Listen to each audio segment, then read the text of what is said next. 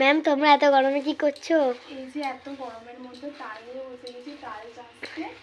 এই যে বড় বড় সাইজের তাল, একটা এখানে আছে দুটো, আর তার সাথে এখানে আরও আছে 3টে 4টে তাল, একটা দুটো 3টে 4টে, আর এখানেও কিন্তু দেখে দাও অনেক তাল কিন্তু চাঁচা হয়ে গেছে অলরেডি। আর এখন তাল অর্ধেক অর্ধেক করে ভাঙছি, আর তারপর কিন্তু তালগুলো চাচ্ছি, কারণ আজকে হবে তালের ফুলুরি, তালের তেল পিঠে বড়া সব কিছু হবে, তার জন্য তাল চাঁটা শুরু করছি। অবশ্যই কমেন্টসে জানিও যে তোমাদের বাড়িতে কাদের কাদের ওখানে তাল আছে, তারা তোমরা কারা কারা তাল চাষতে পারো।